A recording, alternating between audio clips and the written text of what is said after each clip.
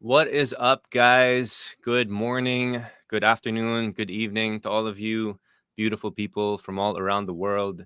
This is Firestarter, your host. Welcome to the very first Ophir Alpha segment, where we're going to be bringing you thought leaders and truth seekers from all around the world, determined to serve and save the world. And huge shout out and thank you to DJ Raymond from Edge TV for making this happen. Maraming salamat po sa tiwala, sir. So DJ Raymond is actually going to be hosting some of these segments alongside me very soon. He just couldn't make it this evening, but really looking forward to that. So we're streaming on Edge TV now, as well as the Firestarter channel. Thank you so much for tuning in. Some of you guys have been in the chat for like the last couple of hours. A lot of people very, very excited for the stream this evening. We have a very special guest, as clearly many of you know. But let's get into the chat first. Say hi to some folks before I intro him. All right. Hey, Samantha. Speaking of, yeah, that's right. Samantha was in here like 6 hours ago, man. Okay, I mean, not 6 hours, but yeah. Thanks for checking in, Samantha. Always good to see you. Facing Reality, what is up? FGG. Oh, no, hold on a sec. You skipped someone. Yeah, Facing Reality, what is up? FGG, brother Joshua. Mr. Rafferty in the house. What is up? Saying hi to Samantha Kelly and Facing Reality. Jokey Clokey, what is up, brother? Thanks for checking in. Brother Joshua, kumusta? That's right. And here, Edge TV. That's right, guys. Support the page. Send some stars over. Brother Francis Powell, Old Faithful. Thanks for checking in, and thanks for all the support, man. For always commenting on streams and for always joining in. Much appreciated. What is up, Mackenzie? Brother David Lee, all the way from Indiana. What is up, brother? Hey, Apple. Kumusta? Kumusta? All right.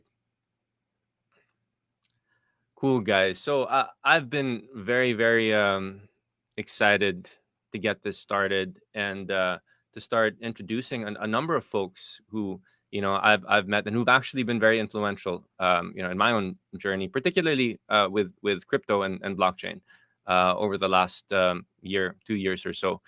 And sa inyong mga kababayan ko, yan, napaka-excited ko talaga dahil marami po ditong mga henyo, mga ano bang legend sa Tagalog na talagang marami po tayong matututunan sa mga ito. At saka ito mismo ang magiging guest po natin ngayong gabi. This guy is an absolute powerhouse, and I've learned a heck of a lot from him. He usually gets like a 20-minute intro when he comes on stream, but I'll spare you guys that. So he is the founder of Rags2Riches crypto, and the one of the founders of the Texan token as well. So guys, let us welcome brother Brandon in the house. What is up, man? So good to have you here, brother. It's great to be here, man. Thank you very much for having me on. I appreciate it. Great timing too. Some cool stuff happened last night. Yeah. Or I guess this morning for you. How's that work? Yeah, this morning for so did Pulse Chain launch? Pulse Chain didn't launch, dude. Did it? Did I miss? I'm like,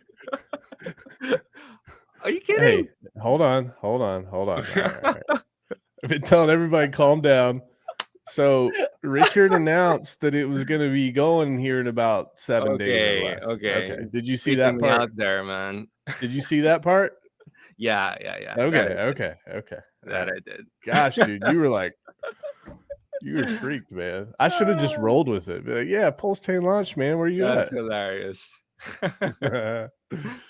So, dude, if you wouldn't mind, a lot of the viewers here are not really that, well versed in crypto. I know that we have a lot of folks, a lot of your fans and followers who are, who are here now. But for those who have no idea, who you are or your background, maybe you can give us a bit of a gist of, yeah, your background and what you've been up to, man.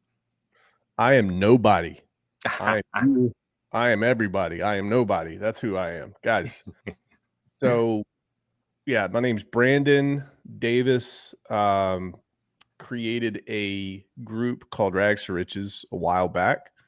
If we go back a little bit further than that, back in 2013, I set up my first Coinbase account. Didn't know anything about crypto. Fast forward to the 2016, 2017, 2018 pump. It was a pretty long pump there. Made all the wrong decisions, got really, really wrecked, got really, really upset, lost a lot of money. And then at the bottom of 2018, going into 2019, I had to kind of relearn and reteach myself. I hate losing. So that kind of motivated me to go out and find the proper information, the correct information to actually make this thing successful, because I had seen so many people do well with crypto. I decided to just make it my goal and mission to do well. So I learned just some fundamentals from investing. And I kind of thought to myself, if you go to a financial advisor, they don't teach you how to day trade. They teach you how to buy and hold and accumulate over long periods of time.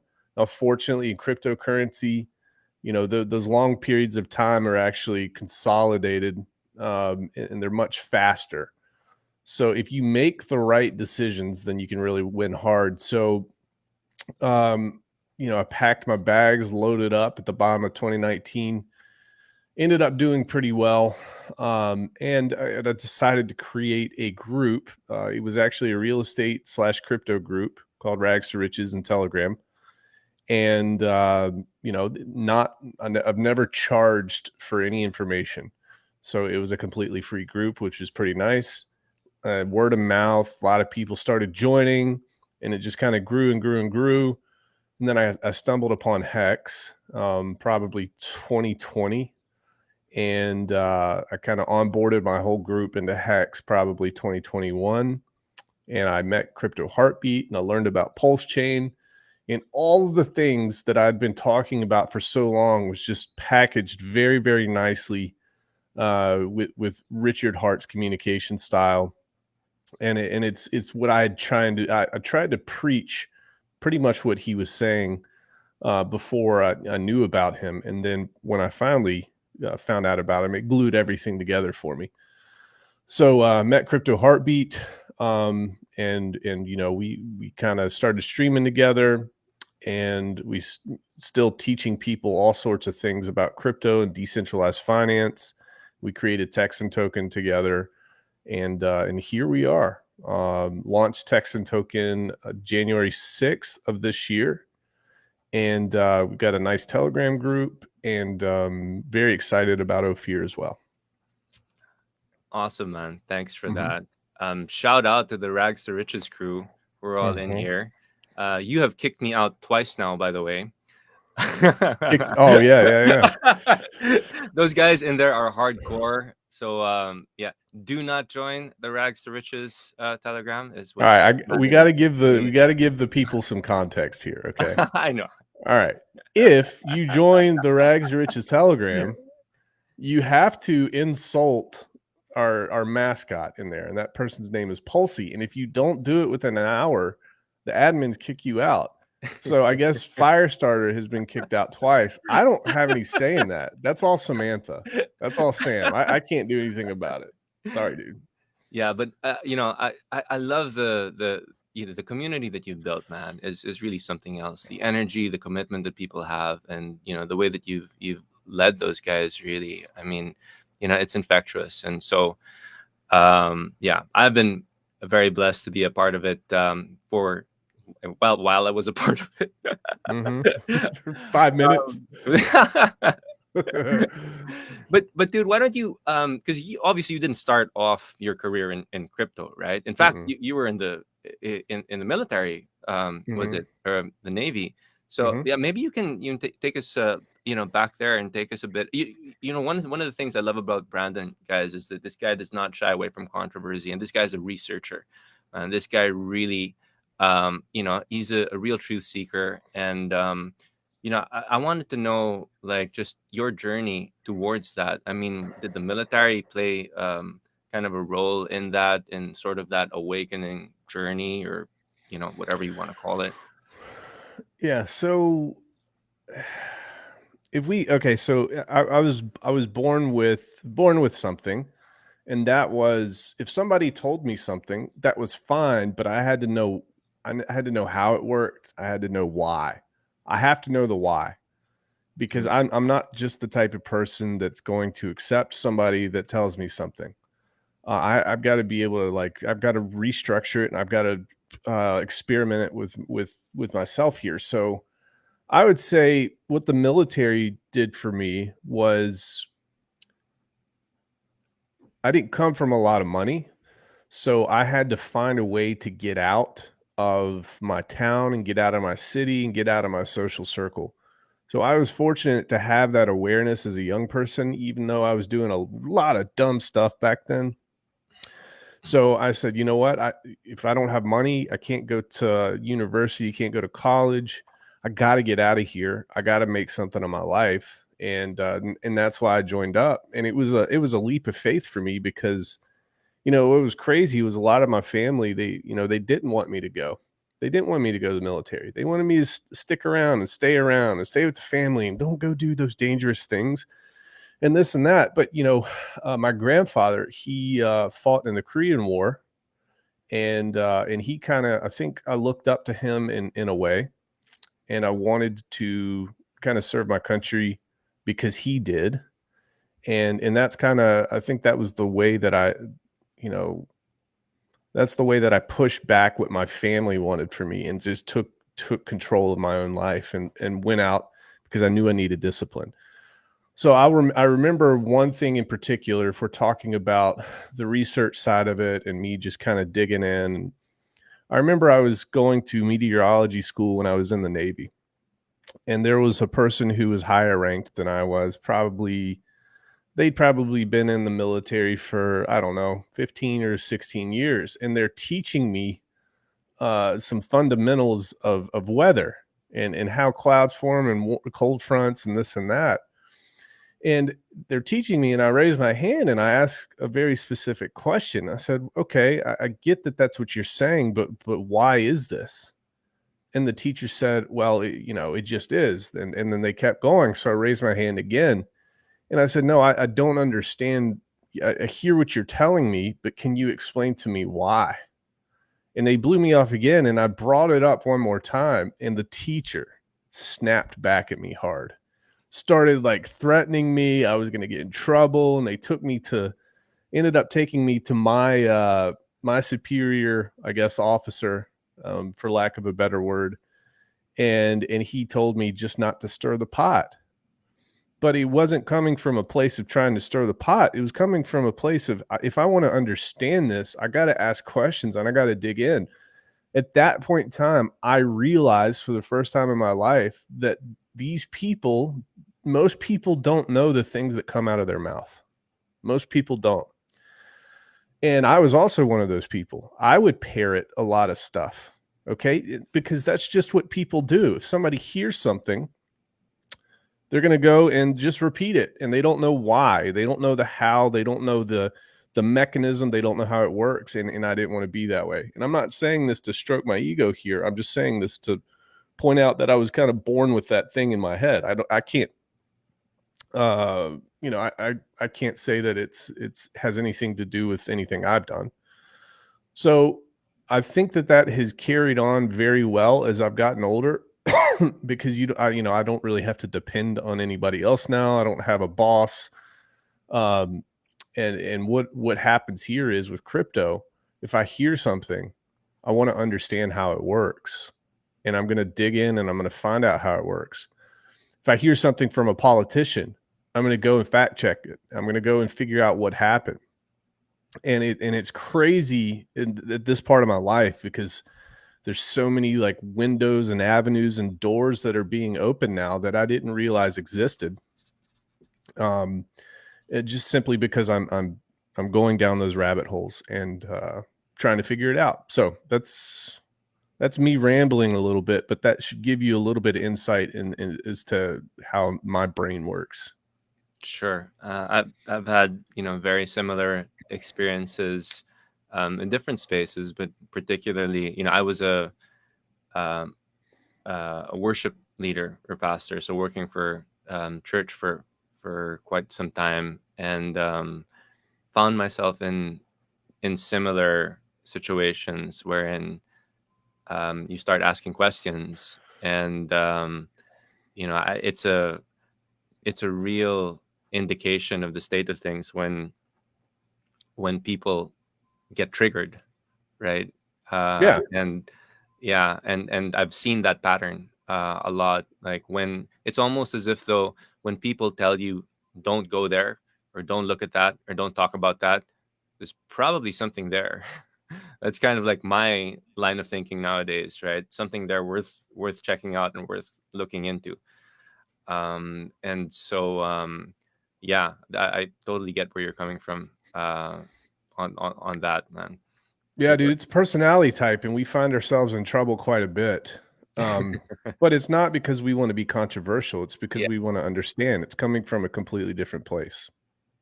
yeah, absolutely, man. Um, so on that note, though, so let's dig a little deeper into the crypto sphere, right? I Yeah. entitled this stream "Going Down the Crypto Rabbit Hole" because you've Hmm. definitely gone very, very deep, um, down that rabbit hole. And so, what would you say are some of the like common misconceptions? I guess. I mean, you talk a lot about Bitcoin and a lot of stuff that's in the mainstream, and what are how did you sort of like end up going down those rabbit holes, and what do you feel are like sort of the most important things that people kind of need to understand about what's out there in the mainstream? Yeah. So, um, if I'm going to illustrate that, dude, I got to see your face, man. I can't stare at my mug. All right. I got to see your face, dude. So I would say the first time I got into crypto, I was scammed. The first time. And Yeah, here's how. same, Here's how same I here. knew what I was dealing with. I was I met this guy. I think he had about 40 or 50 ASIC miners. I think they're Antminer what was it? 14.5 terahash. Um and I'm talking to him, and he's trying to pretty much say everybody needs to buy Bitcoin, buy Bitcoin, buy Bitcoin, buy Bitcoin. All right, and he's putting this out on social media, and I've got mutual friends with him, this and that. And he says, "Hey, I will sit down with anybody here, and I'll charge $100 for an hour of my time, and you can ask me any questions you want to about crypto."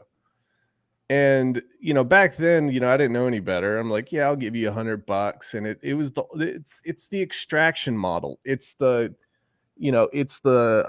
what's his name? Lopez, Ty I Lopez. love this. He teaches people how to extract money from others. All right. And Mm. and that was pretty big with people my age, going back about 5 or 10 years. Even the Grant Cardone stuff, that's the same type of stuff. And then there's some others. So it's like charge for your time. Your time's valuable regardless if you know anything or not.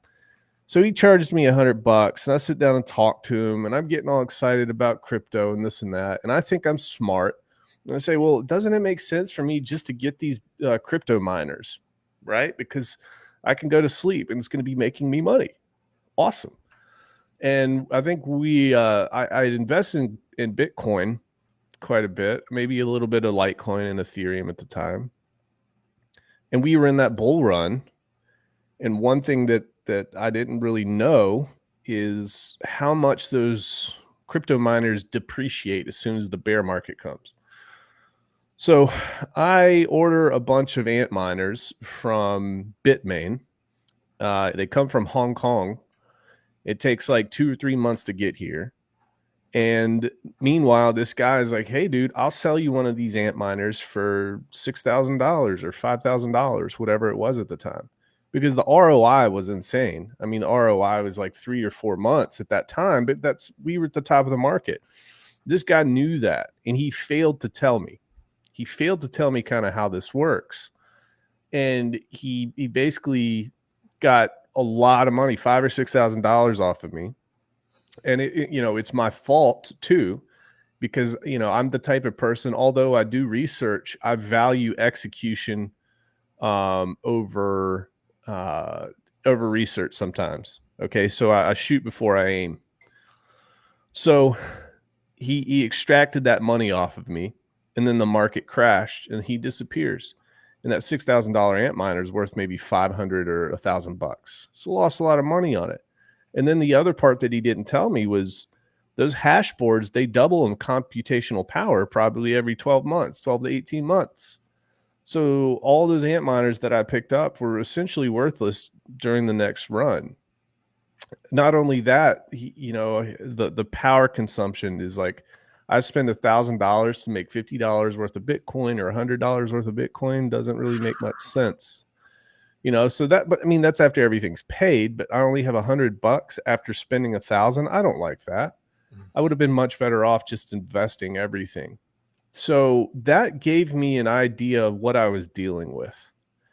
On top of that, all these trading courses from these nearly prepubescent boys who just claim that they know everything about the market, and they know nothing about the market, and they get you sucked in, and the price points typically like anywhere from $200. But then you have these other guys who are taught by Tai Lopez and others. Hey, listen, if you charge $2,000, that's going to make people think they're really getting a lot of value. So go ahead and charge $2,000. Doesn't matter if you lose it or not. Maybe they hear something or learn something from you. So I'm starting to get that scammy, scummy vibe and feel from everybody. So between my Bitcoin miners that I just dumped tons of money into, and not only that, I had to get new power pulled to my house. And then I had to come up with an air circulation system and AC units to cool the whole thing and just all that stuff. And then all the money that I lost in the market. And then you get into the leverage trading and the Bybit stuff. And it's just, nobody cares about you. The whole point of this is to move money from your pocket to their pocket. Wolf of Wall Street.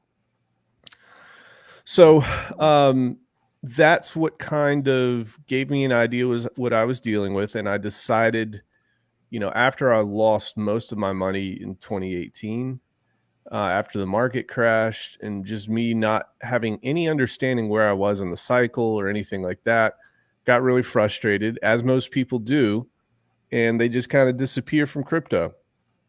So I think I disappeared from crypto for about 6 months, but something just it was in the back of my mind. I'm like, I don't like failing like that. I don't like being taken advantage like that. So I decided to just I started reading, books. I'll tell you, Rich Dad, Poor Dad. I'm reading Rich Dad, Poor Dad at the same time that I'm reading Warren Buffett, at the same time that I'm reading Dave Ramsey. And everything just kind of came together, and it started making much more sense. And then, with the fundamentals of investing that you can learn anywhere, I just started kind of applying that to crypto. I found some people out there that had some good ideas about it, and I ended up being successful in a short period of time. I used to tell folks, like, you're only 3 or 4 pieces of information away from being successful in crypto. That's powerful. true. That 3 or 4. And I'm like, how come people don't want other people to be successful? It made no sense. So, I talked to I talked to my friends about it, and I started talking to people about it, and I got people in this group, and we started being successful together. Again, I've never charged anybody for that information whatsoever. Mm. And it's because I've got no business charging people. I'm not a hedge fund manager. I don't have that type of knowledge. I just know what works for me.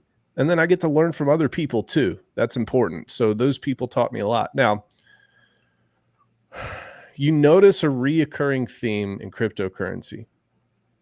And there are a lot of people who have made a lot of money on Bitcoin dating back pretty far.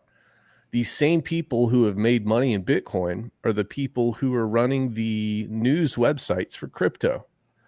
So I really kind of parallel this to what we see in politics and what we see. The mainstream media is controlled by people that don't have your best interests at heart. Just as some of these news outlets for cryptocurrency are controlled by people who don't have your best interests. They just want you to pump their bags and use you as exit liquidity. And I'm seeing that more and more and more. The CoinDesk folks, the Cointelegraph folks, they're not giving out solid information. And you see this narrative that Bitcoin is the way, the truth, and the life all the time. That's what they're pushing. And these people are actually completely clueless about how Bitcoin works. Most people don't. I've talked to you about this before, but one of the questions that I asked these people, I said, what's the most amount of Bitcoin that's ever existed? And they kind of just look at me. They're like, what are you talking about? Yeah, what's the most amount of Bitcoin that has ever existed? And they say, well, they Google it. They're like, oh, 19 million Bitcoin, 18.5 million Bitcoin. And then I say 184 billion Bitcoin. And they look at me like I'm crazy. And I was like, yeah, 184 billion. They're like, that's not true, man. That's impossible. Okay, only 21 million can ever exist. I said, okay, go to Google and put 2010, 184 billion Bitcoin and see what pops up. And then they look at me like, what? Wait, what? How is this possible? And then I say, yeah, now let me ask you this. How did they fix that inflation bug in 2010 that minted 184 billion? How could they possibly have fixed it if it's immutable? Bitcoin's immutable. The code can't be changed. How could they fix it? Well, then they research. They're like, wait, what are you talking about? Yeah, it got fixed. There's not 184 billion now, is there? Well, no. Okay. And then they learn about rolling back the block. They learn about the people who have the most hash power control the Bitcoin network. They learn about the Bitcoin improvement plans, the BIPs. And now what are we seeing? Ordinals, okay, and BRC20s have destroyed the Bitcoin network. It's clogged up. It's jammed. The fees are the same amount of fees right now at the bottom of the bear market that you saw at the top of 2021, at the top of the market in 2021. And they're freaking out now. Okay. Now you saw one of the developers send an email or message out very recently here to some of the other developers, and it got leaked online. And they're talking about these BRC20s and these ordinals essentially being bugs, and they need to go and correct it in the Bitcoin core code.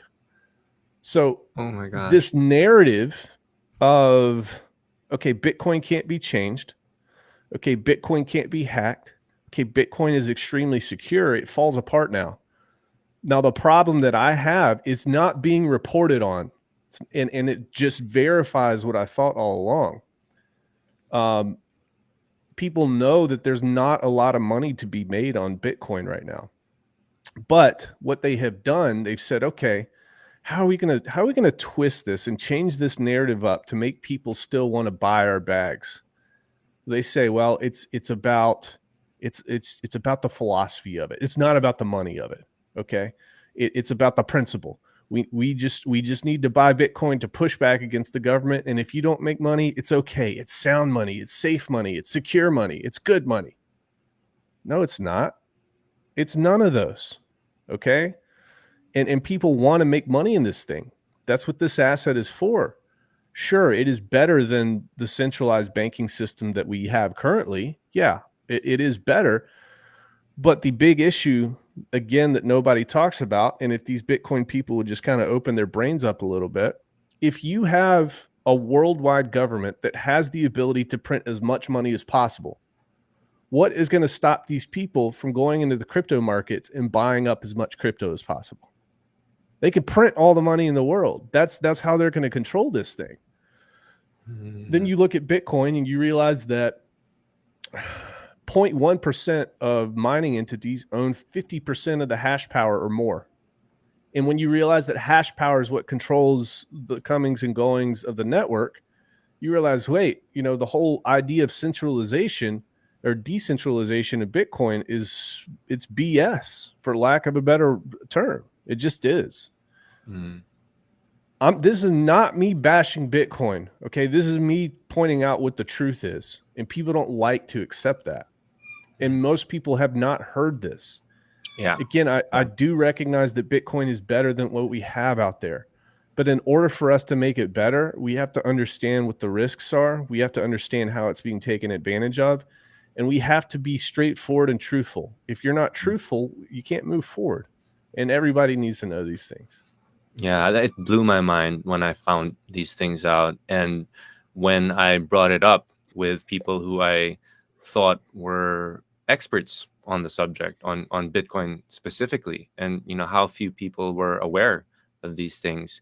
But I feel we kind of need to take a bit of a step back, given that I think that a lot of this stuff has probably gone over the heads of many of the guys who are listening in right now, given that they don't have that much experience in crypto. But I'd like to focus a bit on, I mean, you were talking about the broader, the financial system, right? I mean, your foray into crypto and blockchain in general. I mean, what was it that convinced you that was really the future, or to continue pressing on? Yeah. Okay, so there's never been an instance in history where we have been able to push back against centralized banking. Okay. The same pattern repeats each time. The politicians get into office, they spend money, they go into debt, and then they start printing money to debase the currency. And then over a long enough time period, eventually they rack up so much debt, they can't pay it back. So they have to get in bed with other countries and other people and say, listen, if you just make our debt go away, we'll create a new currency. But now we're kind of slaves to that person who made the debt go away. This has happened over and over and over and over and over in history. So what does cryptocurrency represent? Cryptocurrency represents an opportunity for smart people to create really good solutions to push back using technology, using code. Okay, so trustless, humans not involved. It gives us an opportunity to push back against that system. This absolutely morally corrupt, disgusting system that screws people for decades and decades and decades, and centuries and thousands of years. We're tired of it. The sad part is people don't know how this actually works. Yeah. The vast You go up to majority somebody, of people, very smart people as yeah, well, right? And a lot of it, you know what, Brand, a lot of it is not, it's not even that much down to intelligence, I think. It's yeah, it's a lot more than that, I think. it's not an intelligence thing. Yeah, Okay. absolutely. This is people. It's not the system that we have right now. Nobody knows how it works. Nobody understands how it works. And you wouldn't understand how it works unless you went and kind of read and learned about it. Yeah. And once you learn about it, you're like, I cannot believe that Yeah. this is actually happening. Happening. I can't believe that if I go and if I go and I print a bunch of $20 bills, I go to jail. If they go and they print $30 trillion, they just increase the debt ceiling. Yeah. How is that fair? How is that good? How is that moral? How is that right? It's legal. How is it legal counterfeiting is what they call it, right? correct? Why would I save, like 20 or 30 years ago, if I saw the trajectory of the US dollar, for example, why would I go in and save $1 million and put it in my bank account, realizing that in the next 30 years, just by holding it in that bank account, just by holding that money, it's going to decrease in value by 15 or 20% because of the decisions that the politicians are making. This is not discussed. Janet Yellen, for example, says, she made this quote, and I'm kind of summarizing this. This happened this week. I couldn't believe it. She says, we need to raise the debt ceiling so other countries don't think we're deadbeats. I could not believe that actually came out of her mouth. All right. The whole system is tied up in this. Wall Street loves inflation. Wall Street loves centralized banking. And it's because the government can pass these bills and pass this legislation to divvy out all this money to the citizens. And the government knows, and Wall Street knows, that where are the citizens going to spend that money? They're going to spend that money with Fortune 500 companies. Okay. So it's kind of like it's washed and laundered through the citizens with a primary purpose and destination of going to Wall Street and going to these big corporations. So what you saw with COVID, for example, all over the world, whether it was in Europe or whether it was probably in the Philippines or whether it was in the States, all this bailout money hit the market. All right. It got redistributed from the government through one hop, which is the citizens, and now it's in Wall Street. They were posting record gains all through COVID with decreasing GDP, okay, with record unemployment.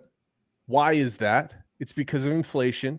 And now that COVID's over, all that money that are in Wall Street's coffers, it's never asked to be given back. Okay? Colleges and universities, cities and states all over the country, their bank accounts are overflowing with money that was given without an exchange of one unit of labor. It was just printed out of thin air. How is that fair? How is that right? How does cryptocurrency kind of get involved with this? The government wants to absorb crypto. They want to regulate it more. Some, which is primarily the political left, want to do away with crypto completely.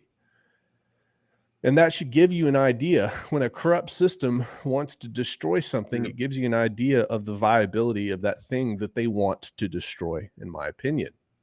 This is the world that we live in. Crypto provides a way. I don't know if we're going to take advantage of it as a society. I'm not the type of person that's going to say, oh, crypto is going to change everything forever. I know that we have a small window. And if we can wake enough people up, maybe we can exact some sort of change. And I think that the crypto side of it, the political side of it, realizing that my fellow human beings are being screwed all across the world, this is what motivates me to talk about the things that I talk about. Even though I'm a very, very, very small fish in a very, very big pond, I feel like I got to do my part, and that's what we're doing here. Yeah, absolutely. And it is amazing. Like when I started coming to learn about these things, man, it was just because so much of it is really staring you in the face. It's just that you were so preoccupied with stuff, right? I mean, it's like the world conspires to just keep you busy, right? Paying your bills and just um, being sucked into the day to day, media, Netflix or whatever. And it really, and you were saying that, it wasn't anything of yourself. I mean, because I, as a Christian, Mm-hmm. yeah, I do believe that it really was, God's grace that just, stirred something up in me. And my prayer is that, yeah, that those who have had their eyes, open to these sorts of things. I mean, we need to be speaking about these things. I believe that there is a responsibility, and that comes with being shown these things. And so that's why I'm so grateful for folks like you who are willing to to take that step and just lay things out as they are.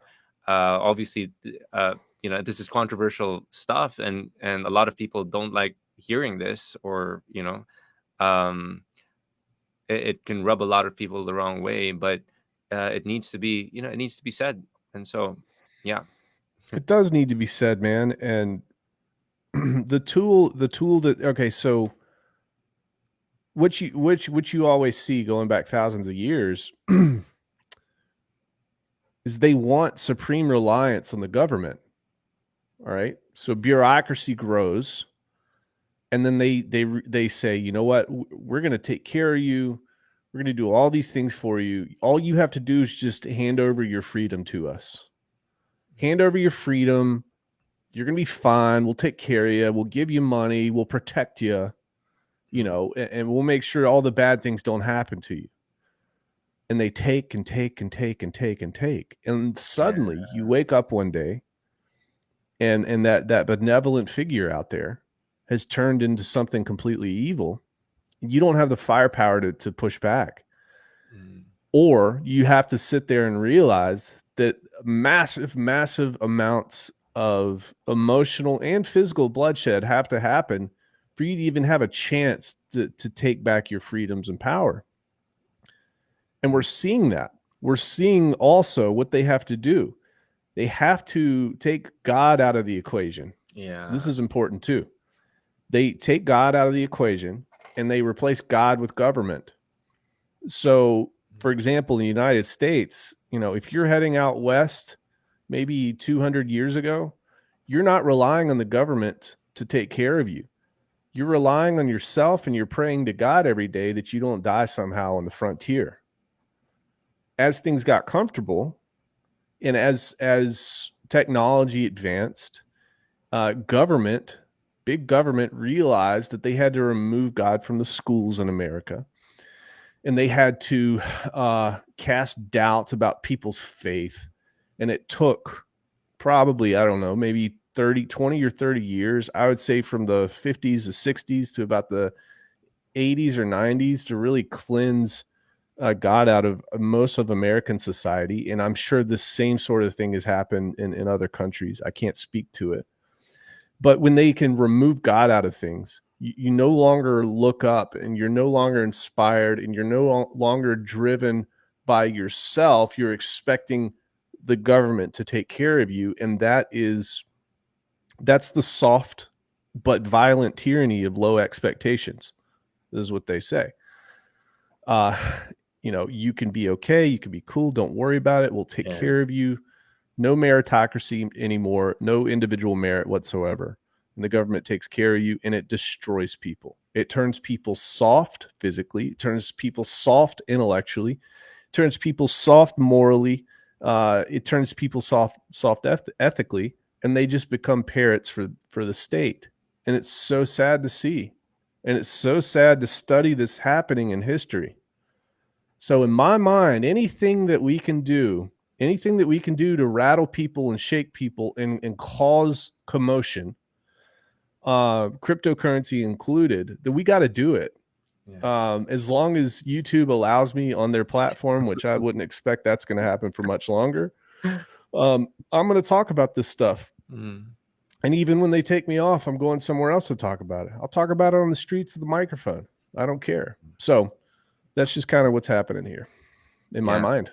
Yeah. Yeah. Absolutely, man. And I was talking about how it's staring people in the face. One way that it's really staring people in the face is just like a place like the Philippines, right? I mean, the amount of poverty that we have here, um, and yet we know that the Philippines is literally one of the richest countries, in resources, in gold, Yeah. Now, in why? Why are so many people impoverished in the Philippines exactly, after so many years? Why? It's because there's people that they don't care about the people. exactly, If you exactly. At, put the at some if you put point, the people yeah, first, things are going to change for yeah, the better.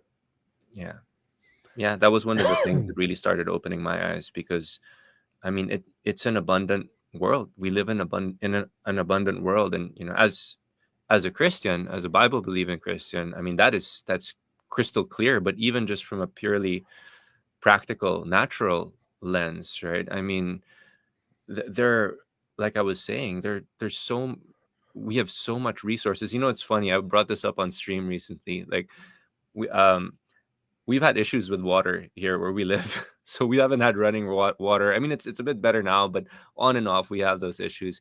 And Right. I mean, the Philippines is it consists of 7,100 something islands surrounded by water, dude. I mean, right? It's just such a an example of that really drives the point home about this sort of thing, right? I mean, the problem is not a resource one, right? It's yeah, it's a gatekeeping one, it's a greed one, it's a sin problem, ultimately. So Yeah. yeah, Have you have you seen have you seen the movie Chronicles of Riddick? I Have you seen have that movie? ages ago. Yeah, yeah. Okay. I don't know if I'll remember. I mean, This is how I see people like you and I, and how I see people in this chat who follow us. mm, There's this race of people, and they're called Furions. Okay, no, you were deep into this stuff, huh? dude. So, well, I just I watched the movie recently, and it resonated so Okay, much with me. okay, All right, okay. so there's this race of people called Furions, and the people in charge are deathly afraid of Furions. Very, very Wait, afraid. wait, sorry. This Now, is a sequel to Pitch Black, was it? Or yeah, okay, yeah, okay, okay, Pitch okay. Black, yeah, Yeah, yeah, Chronicles of yeah. Riddick, and all that, yeah. And the government, I'm just going to say the government because that's what we're talking about. The government's afraid of these Furions. Now, why? It's because they can't force these Furions to do their bidding. They can't break them. These Furions are just vicious, crazy people, and they're extremely sovereign and extremely independent. And they're not just going to take what the government tells them, and they push back. So what does the government do? They go and try to exterminate all of them. Okay. They had this little test where this guy looks at a person's face and he can tell whether or not he's a Furion because they can sense the intensity inside this person. And that's kind of how I see what's happening now. People like you and me, you're not going to bully us around. You're not going to push us around. And you're not going to shut us up. I don't want to be shut up. I'm not going to be. Now, why? Because there's a burning passion for me to, if you try to force something in my head that I don't want to be there, it's not going to happen. And I want to help other people out, realize the same thing. Because one of the biggest things that they use against you, they say, look how good your life is compared to how people lived life in the 1800s or early 1900s or 17. Look how comfortable you are. You have Netflix and you have grocery stores right down the street. Look how great. Look at the life we've created for you. Okay. One of the most popular quotes here in the past 10 years was when Barack Obama said, you didn't build that, talking about the private sector. He said, the government built that. You didn't build that. We built that. Okay. And that was twisted and used against him quite a bit. I would say this, even though, yes, I am very comfortable, I would shed all of those comforts in the Western world to get back the freedom to do whatever the hell I wanted. And I would want to rely more upon the free market to come up for solutions with what we have, instead of the government printing money and then taking our tax dollars. By the way, they tax us into the oblivion, and they still have national debt, and they ask us for more, and they're going to increase the debt. They're going to increase taxation. That doesn't make any sense. It's complete and total thievery and theft. How come these CNN folks in the states, and these MSNBC folks, and these Reuters folks, and these Associated Press people, and the Washington Times, and the New York Times, and the LA Times, they never ask, what are you going to do about this $30 trillion of debt? What are you going to do? There's a couple things that break societies apart. One of the things is financial, and the other things is cultural. And we see both of those. We see both of those right Yeah. now. Mm-mm. This is creating a massive rift. We are not like other people in this country, and really in this world. We see this world for what it is. So I would be very willing to decrease my quality of life in order to take back some of the freedoms that are being completely destroyed right now. Yeah, you touched on something that is really close to my heart, and many of the our listeners too. I'm sure this will this is something they care deeply about. In order for them to do the things that we're talking about, it's clear to them that they have to push religion, to the wayside, because it is precisely this knowledge, this understanding, this conviction that that we're created in the image of God, that that people matter, that individuals matter, that individuals were meant to be, to uh, um, have sovereignty over their lives, and make decisions, for themselves. And um and so that's part of the reason why there is such, I mean, across the whole world, right? We see it. It's like in lockstep, that they're trying to push religion and faith, like, to the wayside, right? I Dude, mean, so check this out. Check this stat out, man.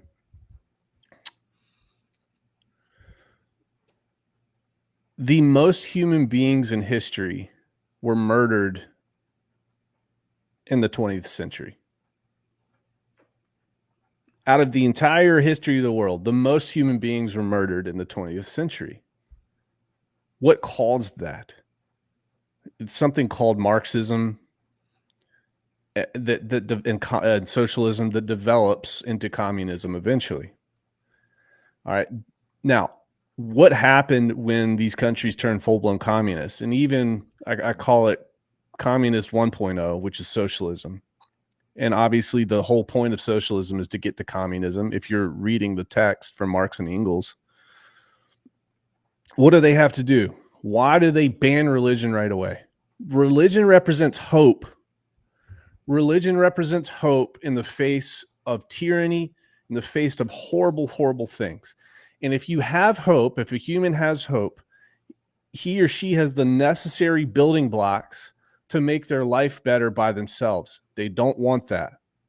That represents a variable for the centralized planning entity or the government that they don't like. They don't want to have to plan for people doing their own thing. They want to tell people what to do. Okay. What else? Why did they take religion out? Why did Stalinist Russia take religion out? Why did Mao take religion out? Why does North Korea take religion out? Why do all these things happen? It's because religion represents wisdom, regardless if you're religious or not. If you have the Bible, if you have these books that are written by religious scholars, and I'm not even saying Christianity per se. I'm saying you can look at the Islamic text. There's wisdom in those as well. If you just look at it as a book, they got to do away with all of that, because when people start to read things, they start to understand things. When people start to understand things, they start waking up and they're saying, wait, something is wrong here. Okay. So, that's what government aims to do on long enough time horizons. Bureaucracy, for some reason, is completely corrupt. It can be good for a very, very, very long time. Okay. Like right before the downfall of the Roman Empire, you had Marcus Aurelius, and you had probably about 5 to 7 Roman emperors right before the downfall that turned things around. And some of the best times in terms of philosophy, and in terms of creativity, in terms of the citizens just flourishing, were right before the downfall. But the problem is, government gets too big. All it takes is one person out of 100 or 200 or 300 years to make it go away just like that, when it's centralized. And that's what you saw with that. So that's what happened with the Roman Empire. Things went downhill very, very, very quickly at the end. And it's because everything was centralized, and it's because they wanted to control people. Controlling people is not the way to go, man. It just isn't. That's actually a problem with democracy. And it has been a problem for a long time. It's that if you can convince enough of the majority to go one direction, then society can slip very, very quickly. And there's not really a good answer for that. At least not one that's been found at this point.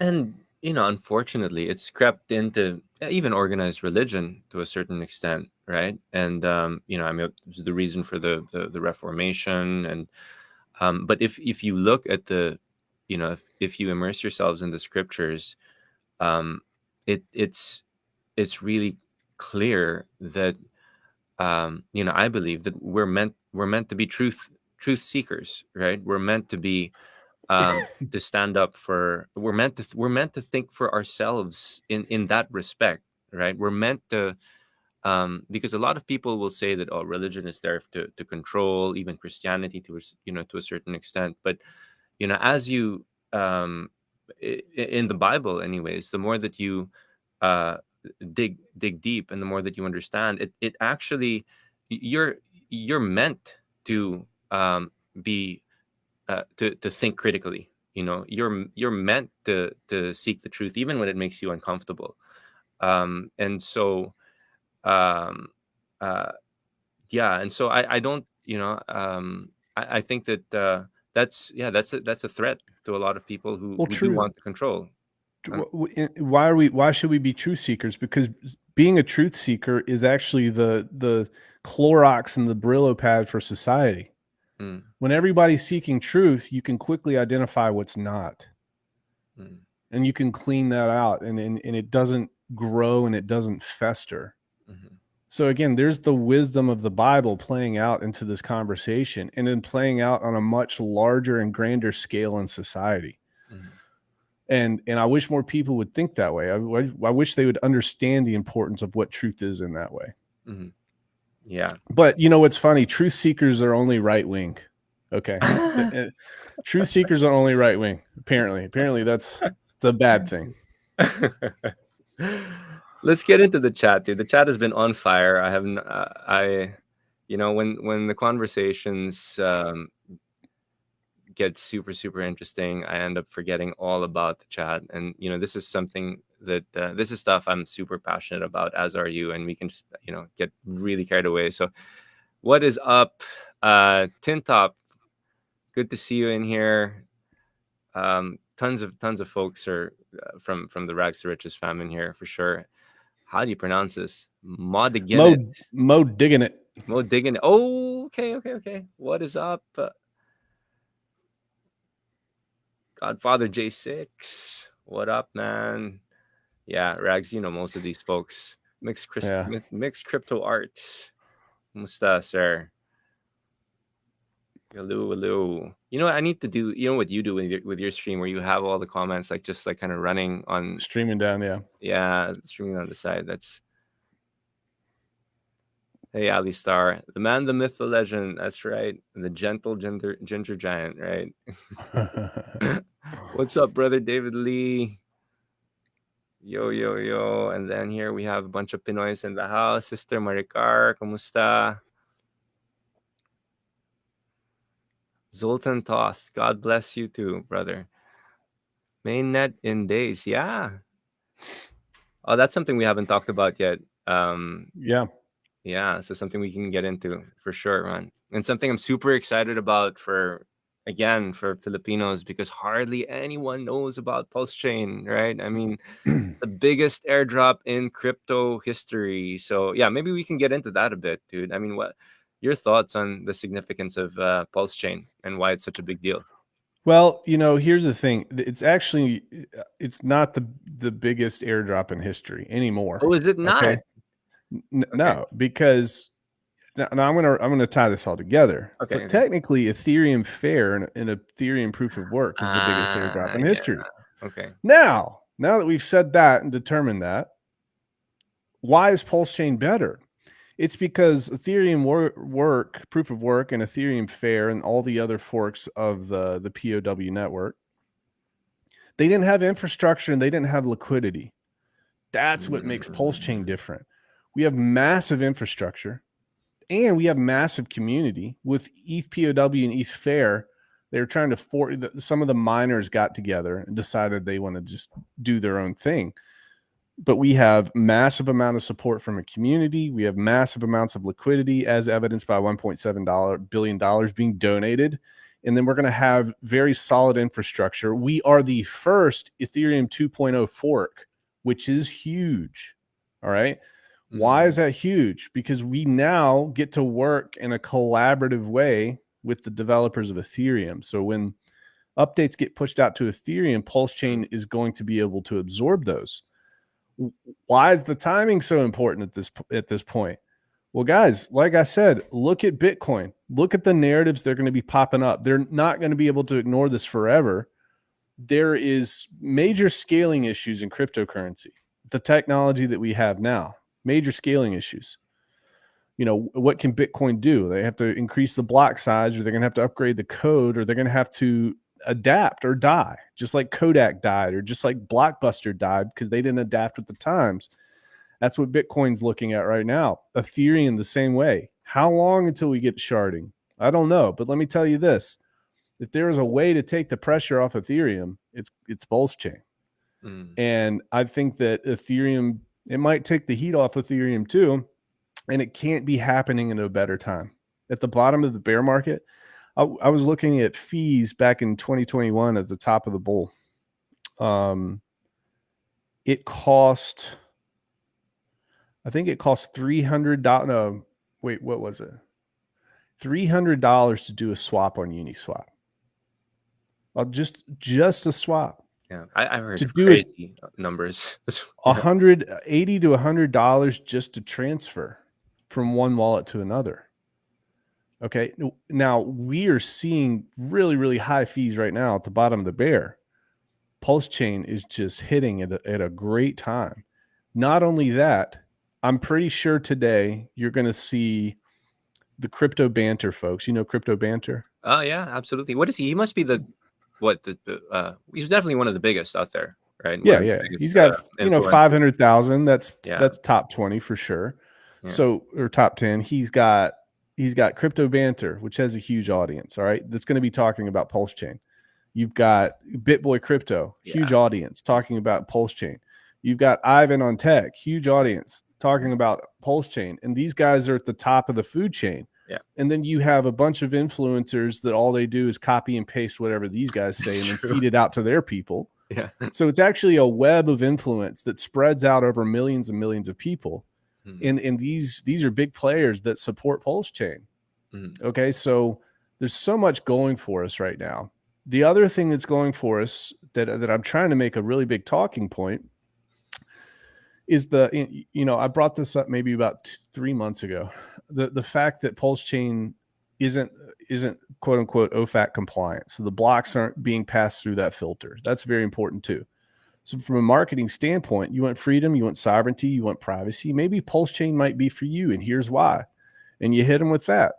You're gonna have to break that down for folks. Well, you're gonna have to break down a lot of this stuff for folks, but the OFAC bit, I think maybe you can elaborate a bit more on that for some people.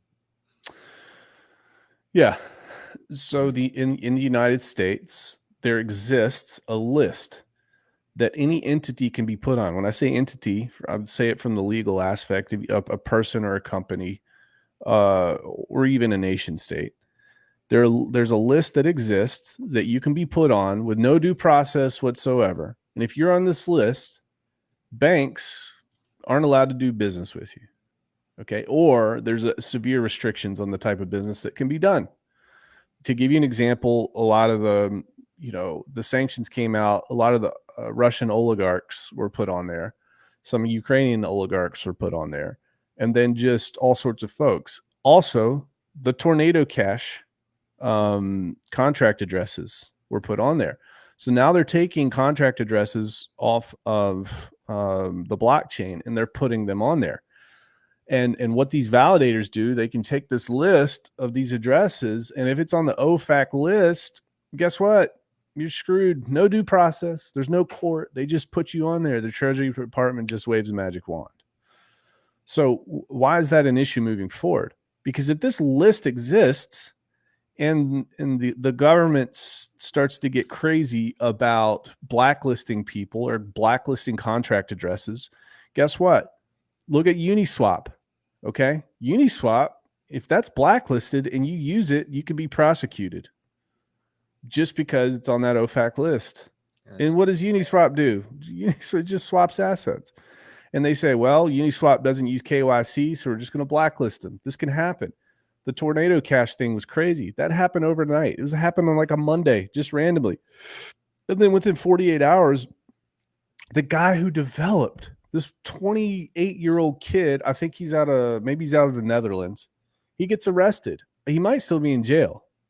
And he's just put in a hole because all he did was develop this code that allowed anonymity on the blockchain. And what you're going to see is you're going to see the Western world who doesn't like blockchain.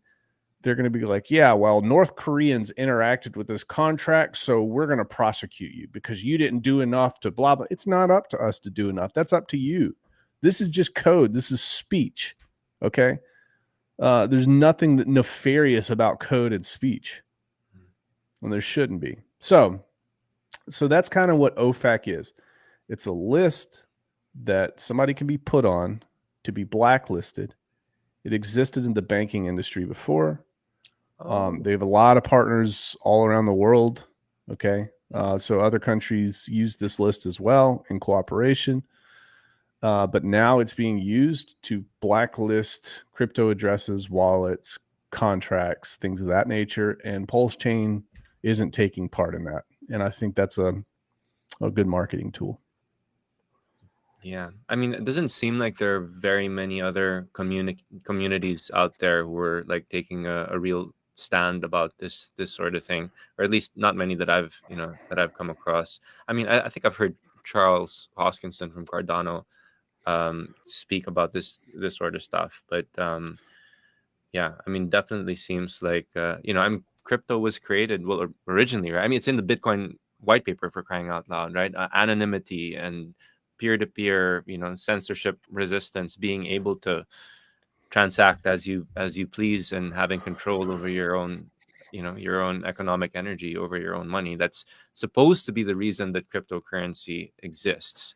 For those of you who are kind of new to crypto, and things have just really started. I guess it's kind of man's nature, right, to centralize things and to control things, and things have been moving in that direction and are actually moving scarily more so in that direction. But Pulse Chain, the founder of Pulse Chain, the Pulse Chain community, these are some of the guys who really stand for real freedom and sovereignty and having control over your money, and being able to transact as you wish. So yeah, I think that's definitely a very, very strong point. That's one of the reasons why I'm very passionate about Pulse Chain. That's for sure. Yeah. You gotta align yourself with people with like-minded values. I don't get the impression that Richard Hart's going to be bullied around by many Yeah, people. that's true. And that's what makes me feel good. Now, you mentioned Charles Hoskinson. Charles, I agree. I think Charles I mean, he's an incredible communicator. He's very well read, very well spoken. The thing that I appreciated most recently was when he went to Capitol Hill and he found out by talking to a bunch of staffers of Congress people there that these Bitcoin advocates were going behind everybody's back, and they were working with these staffers to create legislation that banned everything except for Bitcoin. Mm, Now, when we think about this, who are the big people that back Bitcoin? The Silicon Valley folks, tech CEOs, left and right. Um, Whenever I see that sort of backing from those sort of people, I am automatically skeptical because I know that they do not believe in anything but big government. So mhm. now I got to think, okay, why are they backing Bitcoin? What is the point here? Okay, it's either money or control or both. So I think that was evidenced by what Charles Hoskinson uncovered, and he streamed about it and talked about it, and it's just something that confirmed that idea and thought from me originally. Mm. Cool, man. Let's finish off the rest of these Mm-hmm. comments. Um, yeah, dude, tons of people in here.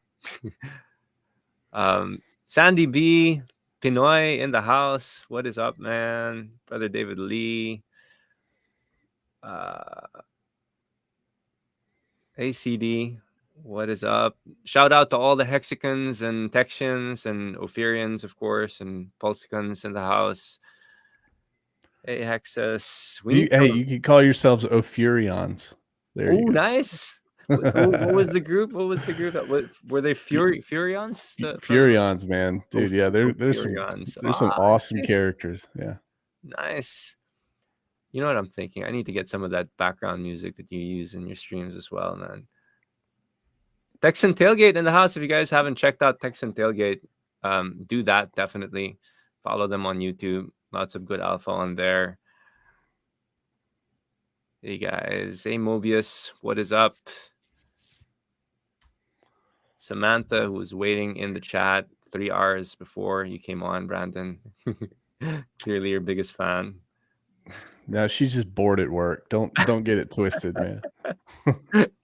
What's up, Gab? FGG. Kumusta? Dixon Cider. Bro, I'm hearing that mainnet must be already live privately. I don't know. Any comments on that, Brandon? I'm just waiting to go public, meaning that the snapshot been done already. Would you agree? No, I don't agree. No. There you have it. Yeah, so I saw the tweets. I think that yeah, a couple people put that out. A couple attractive blonde people and brunettes also put some stuff out like that. So guys, here's what I was gonna say. It's a hard fork. There's no snapshot. Richard has said in the past, and he's pretty much done everything that he says. He doesn't speak in symbolism or anything like that.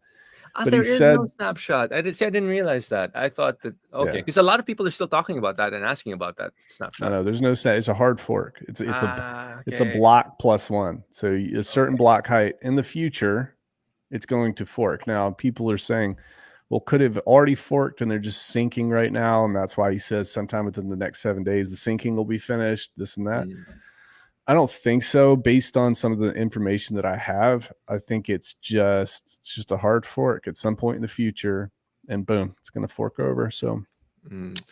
I disagree. I could be wrong. I don't at this point. I don't care. I don't freaking care. It's like there's going to be so many debates and so much lost sleep and lost tempers on Twitter because It's true. is that a hard fork? Is it already like I don't care. Yeah. I don't care. Can you break things down a bit though? So we have quite a few crypto folks from the Philippines who really are like coming into this pulse chain thing, like from Yeah. so yeah, hard fork copies on the pulse chain. Can you just like elaborate a bit on that for It's folks very what that simple. means? Very simple, folks. Okay. You have Ethereum at some point in the future, the entire system state of Ethereum. So just imagine copying and pasting a file with a bunch of information inside of it that is Ethereum. And guys, I know I'm just boiling it down. Very, very, very, very simple. So we're just going to copy that file, that picture of Ethereum at that point in time, and we're going to paste it onto our vehicle, which is Pulse Chain, and then we're going to take off from there. So we're going to be the same. It's going to be the same right at the beginning, and then boom, it's a fork off. Think about a branch on a tree. You got the main branch, and then you have a fork that forks off and starts a new branch. And that's what's happening with Pulse Chain. That's all it is right there. And the neat thing about it is all of your ERC20s that you hold in a wallet that you have the keys to. So not on an exchange, okay? That's kind of a custodial thing, a custodial agreement you have with an exchange. You have to hold it in MetaMask. So you can transfer your ERC20s to MetaMask, and those will copy over as well, okay, at no cost. Will they have value? It depends on which ones. It depends on whether or not people provide what's called liquidity, which is basically, being your own bank. Is there going to be trading pairs with that particular ERC20 token on Pulse Chain? We don't know, but it would be copied over, and it's very nice too, because if people do want to switch over to Pulse Chain, they'll already be pretty much set up. You just change a couple settings in MetaMask, and you're on Pulse Chain. What are some of the popular ERC20s out there for those who don't even go that deep? Well, You have what Shiba Inu, I think, is an ERC20. Hex, obviously. What are the yeah, others? Hex is a top one. Shiba Inu, the stable coins, USDT, USDC, those sorts of things. Will the stable coins have value? I mean, This, I don't think, okay, so this is what you have to look at. The way that stablecoin, all right, let's look at Circle, which represents USDC. The way that their business model works, they've got like 43 billion worth of assets, and they issue stable coins based on those assets. The way that they issue stable coins and make money as well, they will give these to centralized exchanges, and they'll say, hey, we'll give you the liquidity for your exchange, and you just pay us an interest rate on that every year. So once centralized exchanges pick up Pulse Chain, then I think stable coins are going to freely be able to circulate on Pulse Chain. But as soon as the bridge opens up, people will be able to take their USDC on Ethereum or USDT. They can go to the bridge, it locks up your USDC, and then it issues you a token that can be used on Pulse Chain. So the fact that a bridge is going to be up means that these stable coins will have value and they will trade based on the peg of $1. cool. So here's one for you, man. Mm-hmm. What are your thoughts on this? So trying to understand why so many people are selling off their hex makes no sense. Yeah. There was a huge pump last night, a 60% pump. Now, if you wanted to buy Pulse Chain or PLSX or any of that, what are you going to do? You need dry powder. There's a lot of big boys out there, a lot of whales that they waited for this pump and then they sold off. Now they have a huge bag of USDC that they're going to be able to bridge in and be able to buy PLSX or Hex or Pulse Chain. In my opinion, that's what we're seeing here. Again, I told people last night, just relax, be cool. Just know that you can do the same thing too. Get a bag of reserves, just kind of mimic what these folks are doing, and bridge it in, and then pick up the cheapest asset when Pulse Chain launches. So, yeah, everybody wants this thing to pump like crazy. It's like, if you're a trader, this is a perfect setup. It's like you're able to tell the future. Oh, Richard just said that Pulse Chain is going to launch in 7 days. That means that the Hex price is going to pump. Well, I better buy a bag and then sell in 12 hours. I mean, it's a perfect setup for a trader. So, cool. I'm just looking through the chat to see if there are any other questions for you here. Just tons of comments in the chat. So, well, we've gone well over an hour though, dude. So I'm just thinking if there's anything. Somebody says explain dry powder. So yeah, go for it. What I mean by dry powder is just have some money waiting to be able to buy cheap assets. The thing that you guys can actually check out my YouTube at R2R. So youtube.com/@R2R. I did a video, a checklist, and then I did a strategy video, and I talked about this. But you can basically just have a bag of USDC that you can deploy. And I'm not talking in 1,000Xs. I'm not going to talk in 500Xs. If we all assume that between Hex, Pulse Chain, and PulseX that they're going to do a 10X, then anything that's cheapest you can buy. All right, so we'll just talk in 10Xs. Anything else is cake on top of that. So just buy the cheapest thing, man. I think there's a massive amount of demand for Pulse. And then I don't think there's as much demand for PulseX because so many people have it.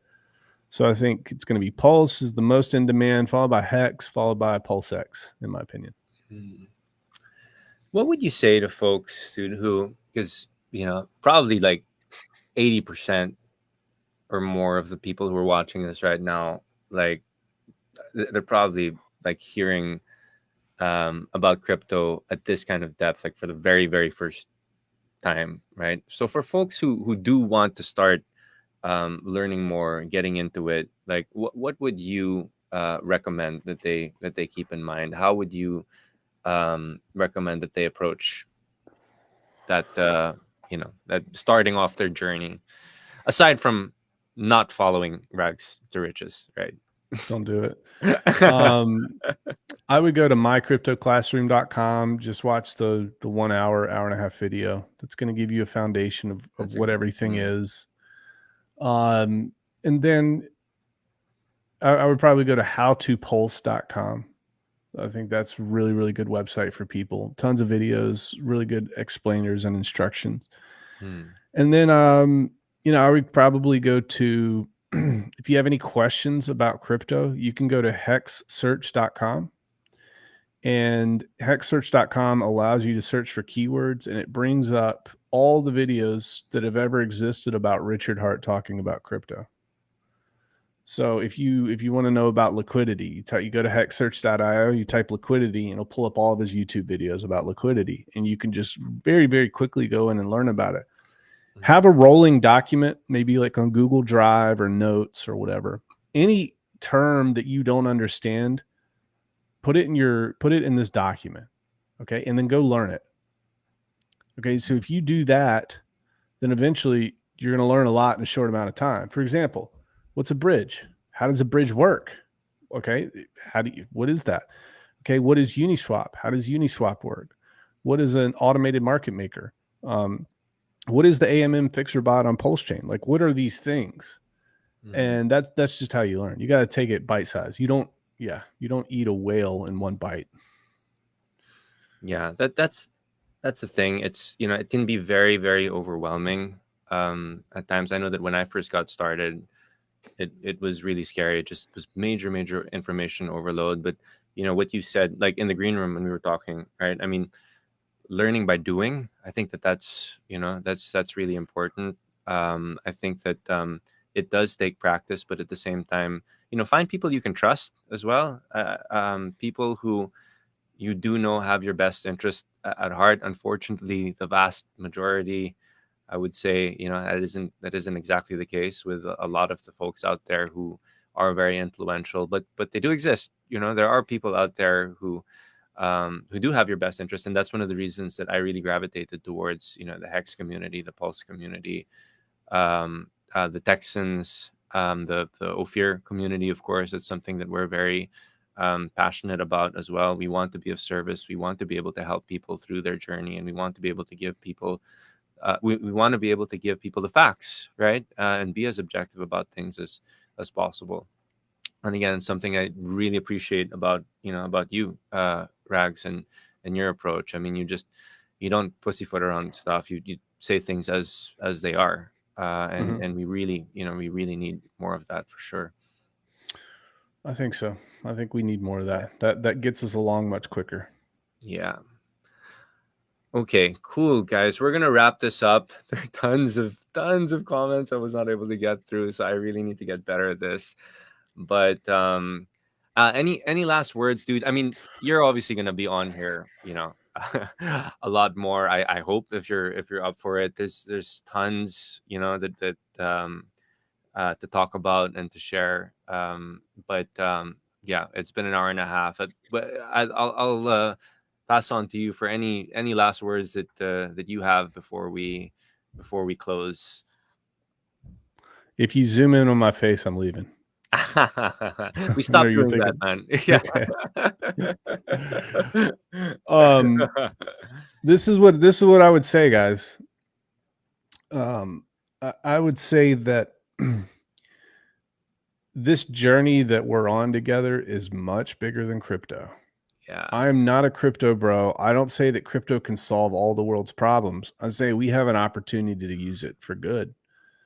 But this is just, for me, crypto solves or could solve some of the bigger problems that we have in the world. And that's really what I'm concerned with.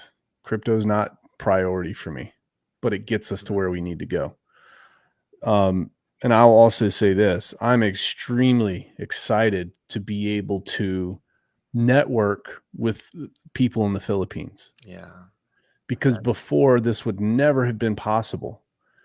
And I think that the people in the Philippines share some of the common moral and ethical similarities that we do. And I think the people in the Philippines also recognize the corruption at hand. And I think that if we talk together and we communicate with each other, it strengthens those bonds, and we're just going to be much, much better off. And I'll say this too, guys: don't get discouraged. Don't get discouraged about the crypto side of things. If you just keep talking to people, and you keep telling the truth and you keep bringing them into the fold, then success takes care of itself. Okay. Mm, So it's all about family. If crypto disappears forever tomorrow, you're still going to have these relationships. I'm going to have relationship with you, John, and I'm going to talk to Doc Vince, and we're going to be talking to Crypto Heartbeat and all these other relationships we made in the community. It's still going to be there, and that's what actually counts. All right, mm. that's what counts. Crypto is cool, but crypto is just a tool, and please recognize that, folks.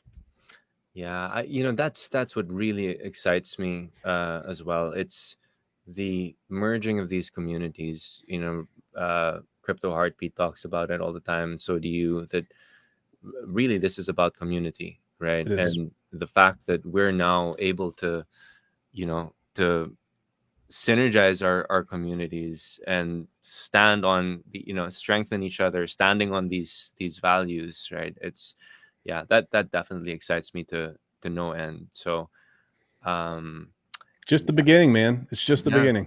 yeah, absolutely. And I We totally can agree. take over the world. Yeah, I told let's do it. Yeah, and I totally agree. It is, it's about so much more than crypto, man, for sure. Mhm. Absolutely. Cool, brother. So thank you so much for dropping by. We will definitely be doing this again. I want to point out your channels and all that, or you did already with the Rags2Riches, right? Yeah, you can Yeah, find R2R. me ragsrichessquad.com, I think, has a lot of my links. You can go to texan.cc. You can see the team links there, and then Rags2Riches fam, the number 2, Rags2Riches fam on Twitter. And I think I'm going to be moving a lot over to Twitter because there's some really cool updates that are happening with Twitter, privacy updates and streaming and all that. And Mm. if I can drop YouTube, I will. Cool. Excellent. Guys, thank you so much for joining in. I apologize for not getting through like the tons of comments in the chat, but thank you for tuning in, and we will definitely be having Brandon over again very soon. So FGG, have a blessed evening, afternoon, morning ahead. See you all soon. God bless. All right.